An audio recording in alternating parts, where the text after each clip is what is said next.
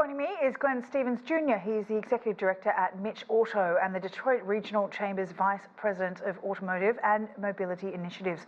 Great to have you on the program. Thank you for joining us. How concerned are you about the steel and aluminium tariffs?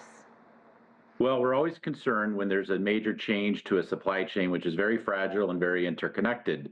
So I think we also need to be cautious that these are very new. We're on round 3 of announcements this week, and we need to study them, and that's what the administration is doing. But input costs and potential higher transaction prices for vehicles are not a good thing either. Now, we've obviously seen this before. In 2018, Trump put some sort of tariffs in place, but does that mean manufacturers are more prepared for what's to come, or is it different this time?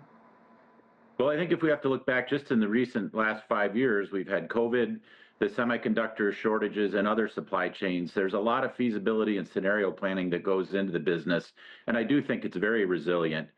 So the industry is not, it's not akin to being accepting to a major change, but it's used to it. But is it possible that Trump might make some sort of concessions? I mean, cut deals with some countries, allowing large shipments in without the new duties, or perhaps set up a process to give companies a reprieve if they can demonstrate hardship? Is that something you might expect?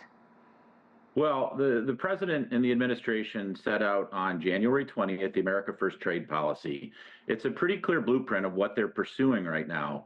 And no one would argue, we certainly as an industry don't argue, that American security, American jobs are paramount. However, we also know that, as I said, disruption to the supply chain is a problem. Yes, I'm sure there will be carve-outs, and we are just now opening up lines of communication with a very new administration that does not have everybody even confirmed yet. We're not just talking about tariffs on steel and aluminium, we're talking about more sweeping tariffs on particular countries too. So we're in a different market now compared to Trump's last term. Do you think that there is enough, enough to go around in terms of these businesses being able to stay afloat? Well, I think we have to wait and be patient, and I think that it's always quick to react. Because that's our nature, and businesses don't like a lot of change, but I think we need to wait for things to be studied. But there's no question that the consumer does not want to, and in our case, the auto industry, with an average transaction price of over $49,000 in the United States, it's already high. It can't increase. How, though, do automakers remain profitable, especially in an environment where there's increased competition from Chinese automakers, and the cost of developing electric models is increasing? How will these tariffs impact companies further in this kind of environment? Well, and I think that's the thing that we're really communicating to the administration, is that we have to look at the long game here.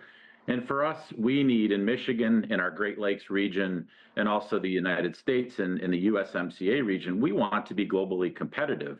We understand that there is a Chinese auto industry that really is new and is growing and wants to expand, but we also want to make sure that there's fair trade, and I know that the president has that in his mind. All right, Glenn Stevens Jr., we'll leave it there. Really appreciate your time. Thank you.